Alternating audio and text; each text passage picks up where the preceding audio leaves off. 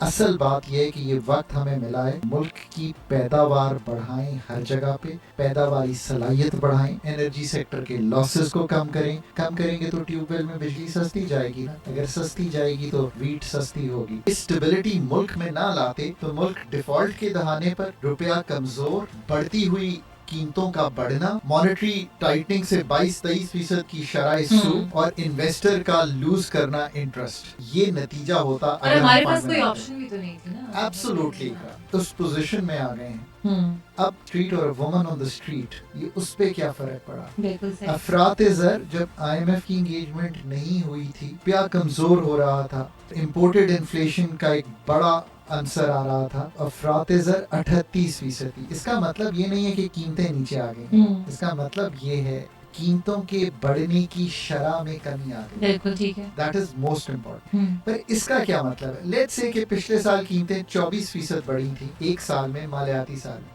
तो इकरा इस साल कीमतें जो बढ़ने जा रही हैं वो 12% है। There is certainty, so investor आया और stock markets are forward looking. तो उसमें ये हुआ कि लोगों ने सोचा कि मुल्क बेहतरी की तरफ जाएगा, मीनिंग अब पाकिस्तान जो है उसमें हम सर्टेनिटी देखेंगे और इकोनॉमिक एक्टिविटी कुछ देखेंगे। लोगों ने उसमें पैसे लगाए, जिसने 100 रुपया लगाया वो 180 रुपए आज घर लेके गया। जब मैक्रो स्टेबिलिटी आई, शरह सूद आज 17.5 आ गई है। ये और नीचे आ जानी चाहिए थी। State Bank is being over cautious and it's being over cautious because IMF की अगेन एंगेजमेंट है, they are trying to be very very cautious. मैं एक प्लांट लगाना चाहता हूँ कि मैं चप्पल बना के दुनिया भर में बेचूं, मोबाइल की स्क्रीन बना के दुनिया भर में बेचूं, तो मैं 22% की बजाय 17.5 पे बोरो करूंगा and it should go down further. ये एक ब्रीदिंग स्पेस है, ये एक वक्त है आप अपना इस्लाहाती एजेंडा मुल्क को सस्टेनेबल बनाने का, बिल्कुल ठीक है, वो कीजिए। पाकिस्तान 24वें आईएमएफ के प्रोग्राम के में एंगेज हो रहा है। This is not a good story. ये इसलिए गुड स्टोरी नहीं है, what I am telling you is केकरा, इन 77 years of your existence Pakistan 24 bar ICU के डॉक्टर के पास, बिकॉज पीपल थिंक कि जब हम कहते हैं कि महंगाई में कमी हो गई, तो एक्चुअली कहना ये चाहिए हमें कि महंगाई के बढ़ने की शरह में कमी हो गई, रुपए की कदर में बेहतरी हुई, और डीजल अगर 24-25 रुपए सस्ता हुआ तो ट्रांसपोर्ट की फेयर्स कम हुए, तो आपको जो ट्रांसपोर्ट करना है टमाटर, उसमें आपको बेहतरी दिखाई। असल बात यह है कि ये सारी गुफ्तगू आज हमने की है कि आईएमएफ में गए, पैसे मिल गए, शॉर्ट टर्म एडजस्टमेंट्स कर ली, ये आपको टाइम और ब्रीदिंग स्पेस इसलिए मिला है, अपनी एग्रीकल्चर की पैदावारी सलाहियत को बढ़ाइए। अगर पाकिस्तान की मैन्युफैक्चरिंग बढ़ानी है तो आसानियां पैदा करें कारोबार। लोग समझते हैं कि relief is only about giving money to people. IMF ने जो अब कर्जा पाकिस्तान के लिए सैंक्शन कर दिया और पाकिस्तान को मिल भी जाएगी वो किस्त, उससे आम आदमी की जिंदगी पर क्या असर पड़ेगा?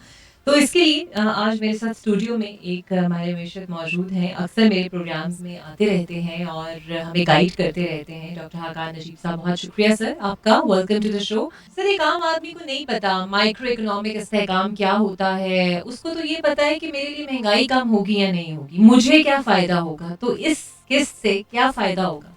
So इतना गुड टू जॉइन यू। देखिए, बात यह है कि पाकिस्तान को इस वक्त आईएमएफ के बगैर चलाना शायद प्रूडेंट पॉलिसी मेकिंग ना हो।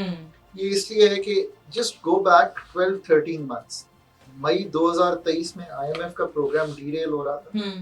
पाकिस्तान के जो ज़खायर थे वो नीचे एक माह की इंपोर्ट कवर पे आ गए थे, और उसके साथ साथ ऐसा हुआ कि पाकिस्तान की जो रुपया था वो 315-20 पे चला गया था। एक मैक्रो इंस्टेबिलिटी सी थी। अब मैं आसान लफ्जों में बयान करूं कि ये सब काम करने से, आईएमएफ की एंगेजमेंट से आम आदमी पे क्या असर पड़ा। So we try and just think कि जो पब्लिक ऑफ पाकिस्तान 25 करोड़ है उस पे क्या फर्क पड़ा। पहले तो आपका मुल्क जो एक्सटर्नल पेमेंट्स हैं, जो वादे वहीद हमने 26 अरब डॉलर के किए हैं, वो करने के काबिल हो। ये पहली बात है। सो हमने ही वादे किए स्टेट सिटीजन्स ने कि हम ये पैसे आपको देंगे। सऊदी अरेबिया 4 अरब 5 अरब डॉलर, चीन 4 अरब डॉलर, कुवैत 700 मिलियन डॉलर। सो हम उस पोजीशन में आ गए हैं। अब मैन ऑन द स्ट्रीट और वुमन ऑन द स्ट्रीट, ये उस पे क्या फर्क पड़ा। अफरात-ए-ज़र जब आईएमएफ की एंगेजमेंट नहीं हुई थी और रुपया कमजोर हो रहा था और इंपोर्टेड इन्फ्लेशन का एक बड़ा आंसर आ रहा था, तो अफरात-ए-ज़र 38%। इसका मतलब ये नहीं है कि कीमतें नीचे आ गई हैं, इसका मतलब ये है कि कीमतों के बढ़ने की शरह में कमी आ गई। बिल्कुल ठीक है। That is most important. पर इसका क्या मतलब है? लेट्स से कि पिछले साल कीमतें 24% बढ़ी थी एक साल में, मालियाती साल में, तो इकरा इस साल कीमतें जो बढ़ने जा रही हैं वो 12% हैं। पर लेट्स से कि सुनो एफएम इकरा की सैलरी 15% बढ़ा देता है, तो 15% इकरा की सैलरी बढ़ी, 12% कीमतें बढ़ी, तो इकरा की एक्चुअल कुव्वत खरीद बढ़ी। ये सबसे बड़ा असर आएगा लोगों की उस पर। सो ये मैक्रो स्टेबिलिटी जो आपने लफ्ज बोला ना, ये उसका आसान। नंबर 2, पेट्रोलियम प्रोडक्ट्स में 24-25 रुपए की कमी आई है ना, वो इसलिए आई कि रुपया 315 नहीं 278 पे है डॉलर पे। तो जब रुपया स्ट्रांग होता है तो जो आपकी इंपोर्ट प्राइसेस हैं वो गिर जाती हैं, बिकॉज आप रुपए में पे कर रही हैं। सो दूसरा ये असर आया। तीसरा, जब इकरा आपने पैसे लगाए थे स्टॉक एक्सचेंज में, आपने तो उस पर 80% कमा लिया, क्योंकि there is certainty. So investor आया और stock markets are forward looking, तो उसमें ये हुआ कि लोगों ने सोचा कि मुल्क बेहतरी की तरफ जाएगा, मीनिंग कि अब पाकिस्तान जो है उसमें हम सर्टेनिटी देखेंगे और इकोनॉमिक एक्टिविटी कुछ देखेंगे। ठीक है। तो लोगों ने उसमें पैसे लगाए, जिसने 100 रुपया लगाया वो 180 रुपए आज घर लेके गया।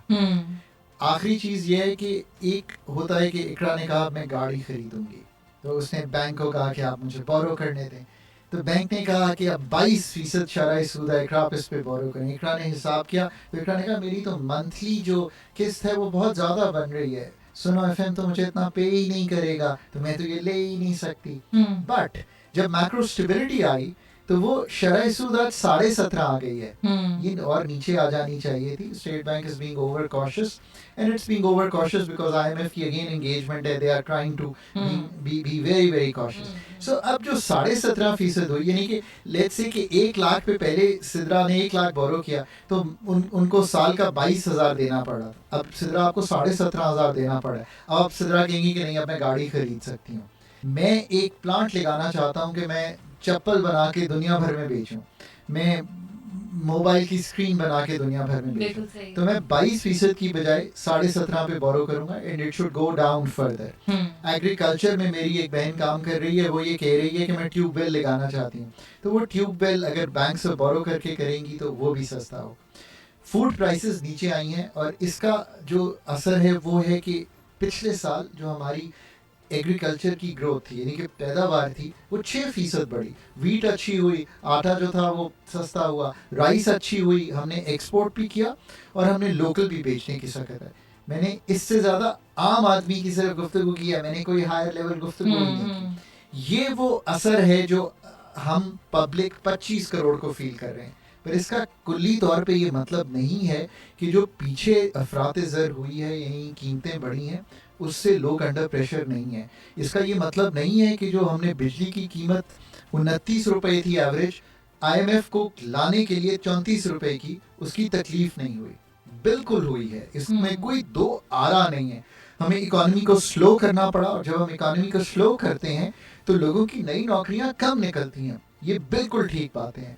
पर अगर हम ये स्टेबिलिटी, मैक्रो का भी वर्ड छोड़ दें, ये स्टेबिलिटी मुल्क में ना लाते तो मुल्क डिफॉल्ट के दहाने पर, रुपया कमजोर, बढ़ती हुई कीमतों का बढ़ना, मॉनेटरी टाइटनिंग से 22-23% की शरह सूद, और इन्वेस्टर का लूज करना इंटरेस्ट, ये नतीजा होता। और हमारे पास कोई ऑप्शन भी तो नहीं थी ना। एब्सोल्युटली।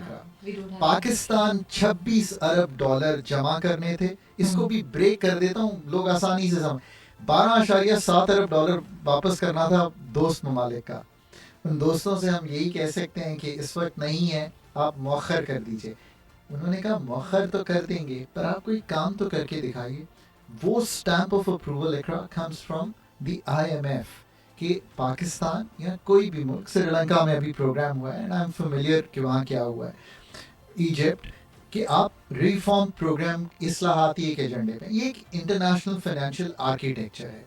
सो आपने ये गुफ्तगू की कि अब हम इस्लाहाती एजेंडे पर चले जाएंगे, उन्होंने आपका 1 साल के लिए 12.7 अरब डॉलर मौखर कर दिया। अब 26 में से रह गए 13 हैंडल करने, 4 जो थे वो कमर्शियल बैंक्स के थे, उन्होंने भी कहा कि ठीक है आप फंड के पास चले गए हैं, हम आपको ज्यादा शरह सूद पे, बिकॉज अभी भी आपकी मईशत कमजोर है, पर पैसे दे देंगे। सो ये $4 अरब भी हैंडल। बाकी मल्टीलैटरल जो वर्ल्ड बैंक वगैरह के पैसे होते हैं, पुराने प्रोजेक्ट्स के पैसे वापस जा रहे होते हैं, नए प्रोजेक्ट्स के पैसे आ रहे होते हैं। एडीबी ने कहा कि हम $2 अरब दे देंगे, तो आप $26 अरब पूरे करने पे कामयाब हुए। ये है story of this. But here's the punch line of the first discussion. ये एक ब्रीदिंग स्पेस है, ये एक वक्त है कि आप अपना इस्लाहाती एजेंडा मुल्क को सस्टेनेबल बनाने का, बिल्कुल ठीक है, वो कीजिए। पाकिस्तान 24वें IMF के प्रोग्राम के में एंगेज हो रहा है। This is not a good story. ये इसलिए गुड स्टोरी नहीं है कि what I am telling you is केकरा, इन 77 years of your existence Pakistan 24 bar ICU के डॉक्टर के पास गया। My father is 93 years old। वो जिंदगी में एक दफा ICU गए हैं, और वो भी वो गिर गए थे तो हमें उनको शिफ्ट करना पड़ा। अच्छा फल खाते हैं, अच्छी सब्जी खाते हैं, एक्सरसाइज करते हैं, मेरी टेंशन कम लेते हैं। So he is led a good life. अगर हमने वही इकोनॉमिक लाइफ पाकिस्तान की चलाई होती तो 24वीं बार इस ट्रेडमिल पे ना होते। बिल्कुल we have to eventually get off this trade. अच्छा सर, एक बहुत ही कॉमन मिथ सी है, हर हफ्ते एक खबर आती है कि इस हफ्ते महंगाई के अशारियों में इतनी इतनी कमी आ गई और इतनी इतनी चीज़ें हो गई। तो आम आदमी अक्सर मुझे कॉल्स आती है, सवाल पूछते हैं, ये तो उतनी महंगी है, आप क्या कह रही हैं, आपने किस तरह की खबर बताई है। मुझे पर्सनली लगता है कि कहीं हमारा दादोशुमार का मीटर गलत तो नहीं है। That's a good question because people think कि जब हम कहते हैं कि महंगाई में कमी हो गई, तो एक्चुअली कहना ये चाहिए हमें कि महंगाई के बढ़ने की शरह में कमी हो गई है। पाकिस्तान में महंगाई के बढ़ने की शरह 2023 में 29% थी, इनकी 100 की चीज़ 129 की हुई। जो पिछला साल गुजरा मालियाती जो 2024 था, उसमें ये 24% थी। जो अब महंगाई की शरह है वो 10% के करीब आ गई है।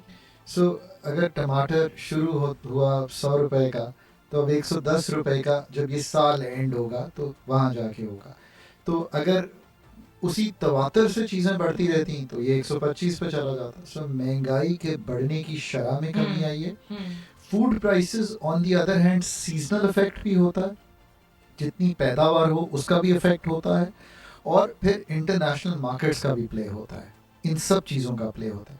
फूड प्राइसेस में बढ़ने की शरह 1-1.5% रह गई है, बहुत कम हो गई है। और उसकी वजह पिछले साल की अच्छी एग्रीकल्चर प्रोड्यूस थी, और कमोडिटीज़ का वर्ल्ड ओवर कुछ सेटल हो जाना था, और रुपए की कदर में बेहतरी हुई। तो ऑब्वियसली जब रुपए की कदर में बेहतरी हुई और डीजल अगर 24-25 रुपए सस्ता हुआ, तो ट्रांसपोर्ट की फेयर्स कम हुए, तो आपको जो ट्रांसपोर्ट करना है टमाटर, उसमें आपको बेहतरी दिखाई। पर असल बात यह है कि ये सारी गुफ्तगू आज हमने की है कि IMF में गए, पैसे मिल गए, कुछ शॉर्ट टर्म एडजस्टमेंट्स कर ली। इकरा असल बात यह है कि ये आपको टाइम और ब्रीदिंग स्पेस इसलिए मिला है कि आप अपनी एग्रीकल्चर की पैदावारी सलाहियत को बढ़ाइए। आप सोचिए कि अगर आप 1 एकड़ पर वीट जो उगाते हैं वो 1.5 गुना हो जाए, क्योंकि आपकी बेटर यील्ड्स आए, बिकॉज आपने बेहतर फर्टिलाइज़र, बेहतर मैकेनाइजेशन, बेहतर जिसे कहते हैं बीज, ये 3 चीज़ें इस्तेमाल की हैं। आपको वेदर पैटर्न्स बेहतर पता है, ये चौथी चीज़ इस्तेमाल की है। और 1 एकड़ पर आपकी पैदाइश जो हो रही है वीट की, वो पैदावारी सलाहियत 20% या 30% बढ़ जाए, तो आपकी जो महंगाई है उसमें इसलिए कमी आएगी क्योंकि आप वीट सस्ती बेचने को तैयार हो जाएंगे, बिकॉज वीट सरप्लस में आएगी। असल बात यह है कि ये वक्त हमें मिला है कि मुल्क की पैदावार बढ़ाएं, हर जगह पे पैदावारी सलाहियत बढ़ाएं, एनर्जी सेक्टर के लॉसेस को कम करेंगे तो ट्यूबवेल में बिजली सस्ती जाएगी ना। अगर सस्ती जाएगी तो वीट सस्ती होगी। अगर पाकिस्तान की मैन्युफैक्चरिंग बढ़ानी है तो आसानियाँ पैदा करें कारोबार। लोग समझते हैं कि relief is only about giving money to people. Real relief is कि Iqra can find a job, Iqra's colleagues can find a job, because channel बढ़ रहे हों, सख्त बढ़ रही हो, लोगों के ख़रीदने की नौकरियां निकल रही हों, इकॉनमी की शरह नमू यानी कि ग्रो कर रही हो, यानी कि एक फैक्ट्री लगी फिर दूसरी लगी, सुनो आया फिर एक और चैनल आया, चीज़ें बढ़ रही हों, हम दुनिया को चीज़ें बेचने के काबिल हों। अगर हम ये सब काम अगले 3 साल में करेंगे, तो मैं 4 काम आज छोड़े जा रहा हूँ। IMF प्रोग्राम ने आपको ये सख्त दे दी है कि ये करें, एनर्जी सेक्टर को ठीक करें ताकि जो 24 घंटे की तकलीफ है मैन्युफैक्चरर को, हमारे डोमेस्टिक कंज्यूमर को, ये दूर हो जाए। और इसको बहुत तंजीम नौ मांगता है। एनर्जी से मतलब है पावर, गैस, पेट्रोलियम, वाटर, सूरज, विंड। नंबर 2, पाकिस्तान की जो खर्च करते हैं और जो कमाते हैं उसमें तवाज़न लाए। और सबसे बढ़ के हुकूमत अपना फुटप्रिंट कम करे। हम हुकूमत को फैलाते जा रहे हैं, ये कोई अच्छी चीज़ नहीं है। हुकूमत को सिमटना है और आपने स्पेस देनी है for the private sector to come and do that work जो हमें नहीं करना चाहिए। नंबर 3, पाकिस्तान जब तक दुनिया में कोई चीज़ बेचकर डॉलर नहीं कमाएगा, एक्सपोर्ट नहीं बढ़ेगी। डॉलर कमाएंगे, एफबीआर कमाएगा, प्रोविंशियल रेवेन्यू अथॉरिटीज़ कमाएंगी, पैसे आएंगे रुपए और डॉलर में, तो आईएमएफ के दर पे मांगने नहीं जाएंगे। अच्छा, और I need very short answer from you, और आखिरी सवाल भी हमारा होगा बिकॉज आपको भी जाना है। हम ये सब कर रहे हैं, इस ट्रैक पे हैं कि ये 4 पॉइंट्स पे काम कर सकें? Are we doing it? Ikra, that's a critically important question, right? So let me answer this. हुकूमत में, स्टेट में, कोई भी हुकूमत हो, हर वक्त कुछ ना कुछ हो रहा होता है। I think the gap that is there is कि जो हमें इम्पटस चाहिए, जिस जोर से आपने स्ट्राइक करना है, जिस जोर से आपने काम करना है, वो शायद अदराक तो है, पर करने की सलाहियत कंट्रीज लाइक पाकिस्तान या कंट्रीज जो डेवलपिंग हो उनमें उस तरह की नहीं होती कि आप उस अदराक को तब्दील कर सकें उस फ्रेमवर्क और डिज़ाइन में, और उसको फिर इम्प्लीमेंटेशन में ले जा सकें। ये प्रोफेशनल कैपेबिलिटी की कमज़ोरी रहती है। और दूसरी बात यह है कि अभी तक जो हमारी तरह के ममालिक हैं वो एक आउटसोर्स थिंकिंग, आईएमएफ बता देगा, मल्टीलैटरल्स बता देंगी, कहीं बाहर से प्रोग्राम लिख लेंगे। यकीन करें, चाइना ने कोई प्रोग्राम कहीं से नहीं लिखवाया था, वियतनाम ने कोई प्रोग्राम नहीं लिखवाया था, साउथ कोरिया ने अपना प्लानिंग कमीशन बनाया था। इंडिया में जब ये काम हुआ तो उनके वजीर ख़जाना मनमोहन सिंह आए थे। तुर्गत ओजाल ने जब टर्की में टेक ओवर किया तो वो एक टीम लाए, आईएमएफ भी साथ थी। सो ये सारे मॉडल्स एग्जिस्ट करते हैं। ये जिन मुल्कों की मैंने मिसाल दी है, इन्होंने पॉलिसी फ्रेमवर्क्स का जो मतलब जिसे आप कहेंगे ना ढांचा था, वो इतना ज़्यादा तब्दील कर दिया था कि पाकिस्तान को भी इस वक्त जिस डेप्थ से काम करने की ज़रूरत, एनर्जी ने बगैर तंजीमें नौ के ठीक नहीं होना। अगर आप उसको पीस मील में ठीक करेंगे, जन मुशर्रफ गए 100 अरब रुपए का सर्कुलर डेट था, जब पीपीपी की हुकूमत गई तो 500 अरब का था, जब पीएमएलएन गई 1100 अरब, पीटीआई गई 2200 अरब, इस वक्त 2350 अरब। सो एनर्जी सेक्टर का जो सर्कुलर डेट यानी कि एक डेट है वो बढ़ता ही चला गया ना। सो आज अदराक कर लें कि we have all not been able to solve it. क्यों? क्योंकि वो सवाल आपका जो है कि क्या ये हम कर रहे हैं, हम कोशिश कर रहे हैं, बट जिस डेप्थ और जिस ब्रेड्थ से काम करने की ज़रूरत है, जो पॉलिसी ट्रांसफॉर्मेशन की ज़रूरत है, आई थिंक शायद उस तक अभी भी हम पहुंचने से कुछ दूर खड़े हुए हैं। बिल्कुल सही, अभी मुश्किल है लेकिन सफ़र लंबा है। बहुत शुक्रिया डॉक्टर साहब आपका। Very fruitful session with you, and I hope कि हमारे जो लिसनर्स हैं इतने आसान लफ्ज़ों में आपने समझाया, समझ पाएंगे।